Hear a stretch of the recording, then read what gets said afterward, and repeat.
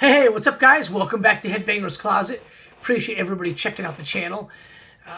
Feels like it's been a while since I've done a video, so I'm going to cut right to the chase and kind of get right into it. So this video is going to be the 80s thrash bands and records that shaped me as a thrash metal fan. Now, if you've been watching my channel, you know I'm a huge thrash fan. I've been doing this series called Underrated, Underappreciated 80s Thrash Bands.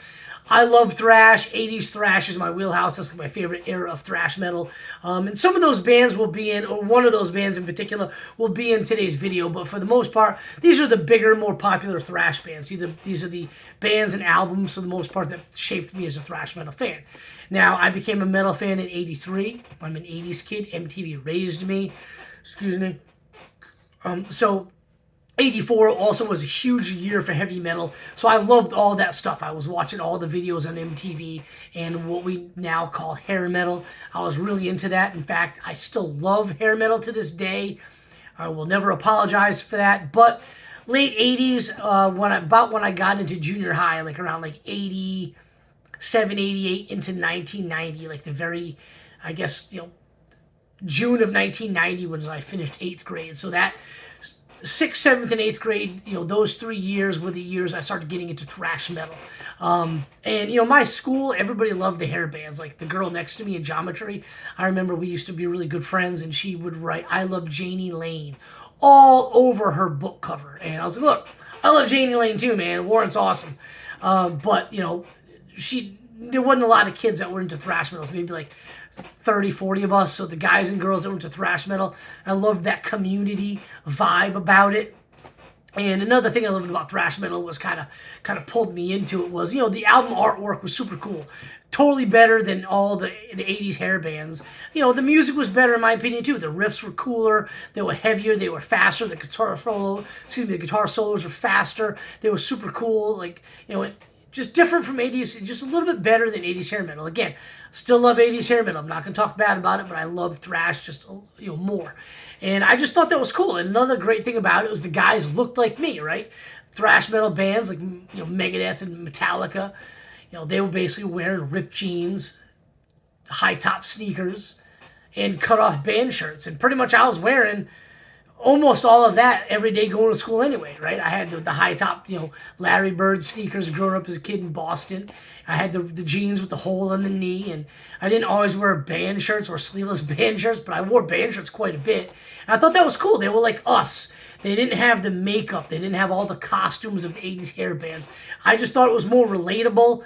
The lyrical content was a little bit more darker, a little bit more like political, a little more politics, war, death, Satan, stuff like that. A little bit darker. I kind of thought it was cooler. I was a little bit, kind of pulled me in with that kind of stuff. And just, everything was just different about it. And I thought it was much cooler. But for the most part, like as I mentioned earlier, the community, the guys and girls that I was, going to school with that were thrash fans were just super cool. And they're still my closest friends to this day. So let's kind of get right to it. We're going on 3.5 minutes here of the video, and I really haven't shown you guys anything, but these are in no particular order other than the Metallica. They're number 1 on the list, and I'll get to that reason why. The rest of it is kind of just picked out of pick the albums that I listened to the most growing up in those years that I mentioned in junior high into high school.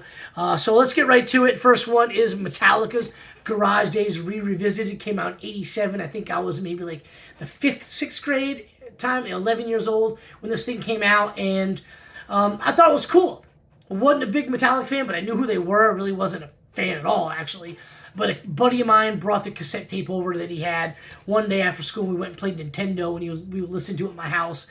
And I thought it was cool. The song I remember liking the most was The Wait, which is interesting because now that's one of the songs I like the least on the album.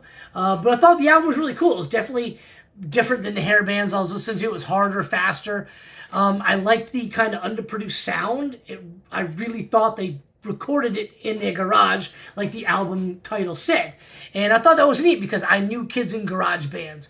I had friends whose older brothers in high school were in garage bands. So I kind of thought like Metallica was just this garage band that hit it big. So I thought that was really cool. And Last Caress, I'm sure most of y'all watching the channel are familiar with Last Caress. I didn't know any of these were covers, by the way. But Last Caress, you know, the lyrical content. You know, I have something to say. I raped your mother today. Just definitely something that, you know, could definitely say that my mom wouldn't want me listening to. And I kind of thought that made it even more cooler. Like I was listening to something that maybe I shouldn't be listening to. And that definitely kind of drew me in as a young, impressionable, you know, 11, 12-year-old kid. So pretty cool album, you know, EP. And, you know, I liked Metallica at that time. I consider myself a fan, but everything was about to change for me when Justice came out. And when this thing came out, the phrase game changer does not do it justice, no pun intended. I mean, this thing is not only Metallica's best record, it is my all-time favorite record. And forget not a skippable track on the album. There's not a bad note on this thing. This album is absolutely flawless. It's phenomenal. So my stepbrother, he lived in Virginia. I lived in Mass. His dad was my stepdad, right? So he'd come up every couple of months. And now, when this thing came out, like the week this album came out, he came up for a visit. He had the cassette tape, and he let me borrow it. I popped it in. The song was Short as Straw, and it blew me away. It was heavy. The riff was just absolutely amazing. Just, the whole song was amazing. The whole album was amazing. I loved it. Instantly, I liked it better than pretty much anything I was listening to. And at the time, Motley Crue was my all-time favorite band. And within a short span of time, Metallica overtook them as my favorite band. And I went out right away, like that same weekend, and got my own cassette tape. I listened to it. I loved it. I became a huge Metallica fan. I started buying t-shirts. I started buying patches for my jacket. I started drawing the logo, which I suck at art, but just trying to draw a Metallica logo on my books at school. And I started delving into their back catalog. And that time, you know, late 80s into the 90s, even through high school and from 90 to 94, Ride the Lightning, you know, all the Metallica records, Kill 'Em All, Ride Lightning, Puppets, they were all there. Black Album had come out when I was going into my sophomore year of high school. But Ride the Lightning and Puppets were the two big ones. Ride the Lightning in particular, I can remember driving around with my buddy Chris, listening to this album from the Bell Tolls, Fade to Black, Creeping Death, Escape, Ride the Lightning, Fight Fire with Fire, Cthulhu, all of them. So albums just as good as Justice in my opinion. Love this record. But huge album that kind of shaped me becoming a thrash fan going forward. Phenomenal record. I apologize, I say phenomenal a lot. But great records. Those albums I was listening to tons back then. And kind of like you do, you know, I'm sure all you guys have this, you know, in your lives. You listen to a band or an album, and people are like, oh, if you like this band, check these guys out. And you just kind of start finding more bands and more records that way. Well, a couple of friends were like, dude, you become this huge Metallica fan, but you really got to start listening to Megadeth. Dave Mustaine, who's the founder of Megadeth, used to be in Metallica, and they kicked him out. And the first thing I picked up from Megadeth was the No More Mr. Nice Guy single from the Shocker soundtrack, and then, you know, from the video that was on MTV. And this is pretty cool. So this is not even a sleeve. It's a poster that folds out. It's just giant Vic Rattlehead. My favorite Vic Rattlehead artwork, by the way. Got the t-shirt too. But this thing's really cool. It just kind of folds out to a giant poster. Actually, I did a video like 3 or 4 years ago with this single, and when I showed the whole poster, maybe I'll do another one pretty soon. But anyway, just Megadeth on side one, and just like Metallica's Garage Days, I didn't know No Mr. Nice Guy was a cover till much later. But this is like a single. I actually have the cassette single as well that I bought same day as I got this. But side B is a song called Different Breed, performed by a band called Dead On, and then a song called Demon Bell, performed by none other than Badass Dangerous Toys. So not even a Megadeth single, really. You got 2 other bands on there, but really cool single here from Megadeth. Love it. So became a fan of Megadeth, and from then I wanted to dive into their other albums in the catalog, and I was able to pick up So Far, So Good, So What.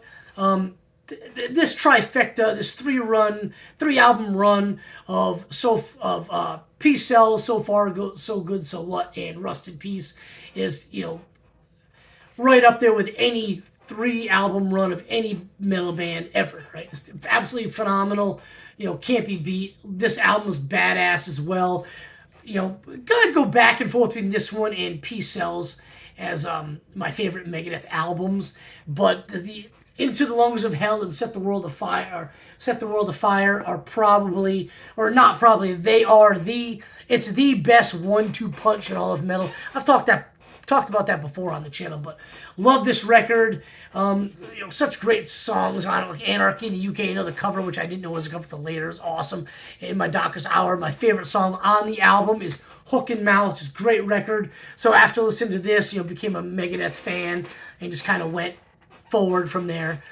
Next one we have here, now this one is Whiplash, Power and Pain, but Whiplash will be featured on my best underrated, underappreciated 80s thrash bands. But these guys are great. Love this album growing up. And one, I kind of feel awkward saying this.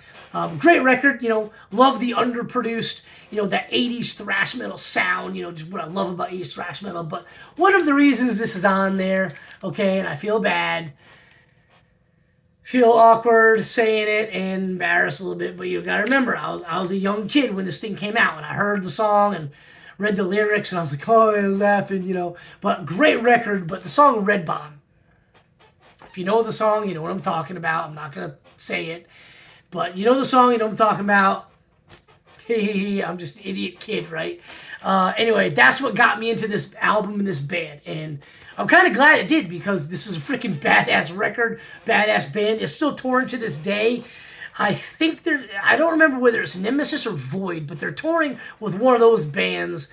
So they're still doing their thing, man. I would love to be able to see them. Hopefully they come to Atlanta. But really love this album. I'll definitely be featuring these guys on a future episode of underrated and underappreciated 80s thrash bands, along with the rest of their catalog. So next, we've got Anthrax. We've got 3 Anthrax records. This is my brother's favorite metal band. So he loaned me this cassette tape for Spreading the Disease. And I went on a long road trip to upstate New York and was listening to this album, Among the Living, State of Euphoria, and Spreading the Disease. And just like a 7-hour round trip in the car listening to these 3 Anthrax albums. That's all I had. I came to just love Anthrax. Now, I was listening to Anthrax before I was listening to Metallica. I was listening to this record right here because of my brother. But it wasn't until that road trip I really started listening to State of Euphoria and Among the Living, and I loved it. They were from New York, which wasn't too far from where I lived. So there was something about like the East Coast bands that they were like, they weren't cooler, but we like kind of liked them more because we lived near them. We always thought we could kind of run into them, which I'll get to in a minute. But loved Anthrax, thought they were great. Still love them. They're probably my second favorite band of the big 4. So once again, just like Metallica and Dave Mustaine and Megadeth, we've got Anthrax and then Dan Leiker from Nuclear Assault. So somebody was like, if you like Anthrax, you should check out Nuclear Assault. So I did, and lo and behold, pretty quickly became a fan of Nuclear Assault. So love these guys as well. And just like Anthrax, we dug these dudes. They were from upstate New York and, like that Rochester, Finger Lakes area, I guess. I don't really want to say Finger Lakes, but I'll get to why I mentioned that in a minute. But that Rochester, Buffalo area of New York, I guess, survives my favorite Nuclear Assault record. Absolutely love this thing.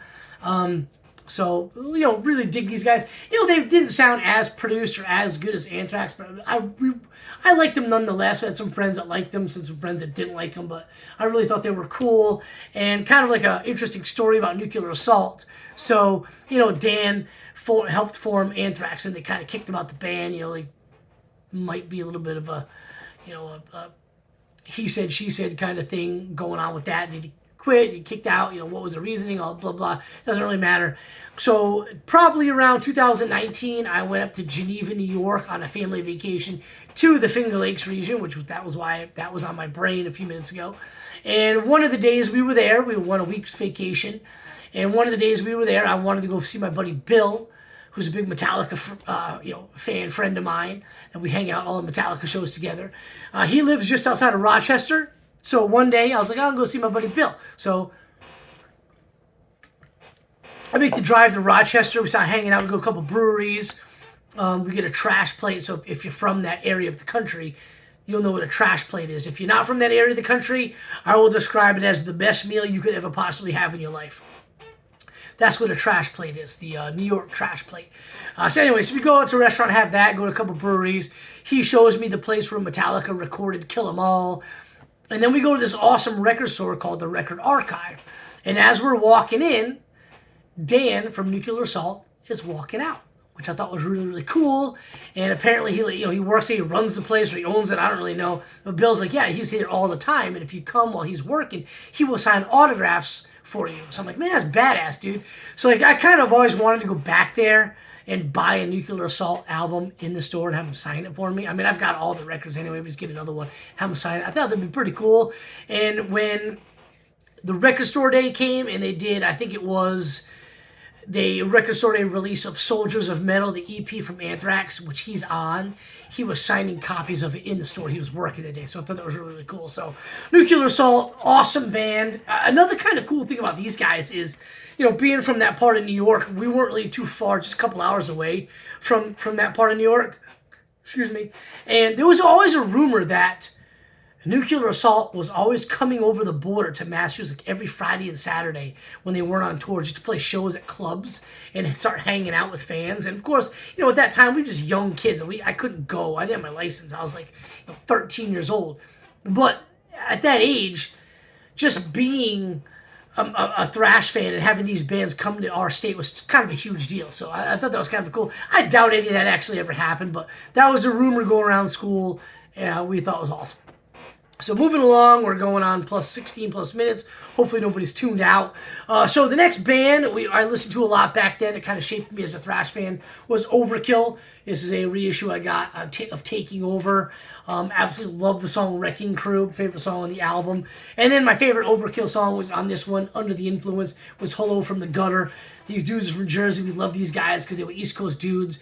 And they, again, like I said earlier in the video, they looked like us, just wearing jeans, t-shirts, and leather jackets. That's what me and pretty much all my friends were wearing back then.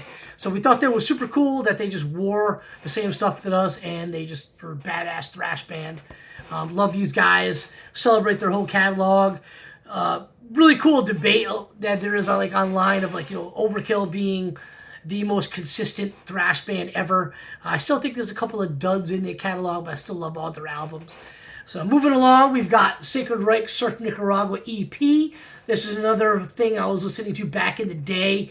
Didn't really get involved into their later, the rest of their catalog, probably until the mid-90s as I was finishing up high school. But the Surf Nicaragua EP was really cool. I thought it was funny and neat and cool. I loved the album cover, and I just thought it was really cool checking it out. So I dug Sacred Reich. I called myself a fan, even though this is the only thing I knew of them. But yeah, this was another album EP that kind of shaped me at becoming a thrash fan. All of these albums played that part. So last but certainly not least, I'm wearing the t-shirt. It's Sepultura's Beneath the Remains. This thing came out in '89, but I did not hear this probably till 90, 91. Maybe I was in high school. I was taking the bus. There was a kid that was new in town. His name was Ray, and he was a huge Sepultura fan. Always wore Sepultura t-shirts, and he had this cassette tape of Sepultura's Beneath the Remains and Arise. And we listened to them every morning going to school on the bus. He brought his boombox. We'd sit in the back of the bus, crank Sepultura, and I was like, these guys are badass, dude. They're heavy, they're fast, a little bit more brutal, for lack of a better term, than some of the other thrash bands I was listening to. And, from Sepultura, I started getting into, in high school, after listening to these guys, I started getting into Creator and Sodom and Demolition Hammer and Devastation and bands like that, that were a little bit more, they were the newer wave of the thrash bands coming in that were just a little bit heavier. But I love this album. I still think this is their best album they've ever put out. It's flawless in my opinion. So yeah, last but certainly not least, Sepultura's Beneath the Remains. All these albums played their part to shape me as a thrash fan I am today. So appreciate everybody checking out the video. Kind of went a little long, almost 20 minutes here, but I know all you guys dig these albums and dig these bands, so let me know what you think about them in the comments. I love talking about it with you guys. So as I said earlier, I appreciate everybody checking out the channel. Everybody new to the channel, all the new subscribers, I really appreciate y'all. I'm doing this for fun. Just want to show you guys what's in my collection and talk heavy metal with y'all and make some new friends. So appreciate everybody checking it out. And everybody have a great weekend, and I'll have another video for you guys very soon. Cheers, everybody.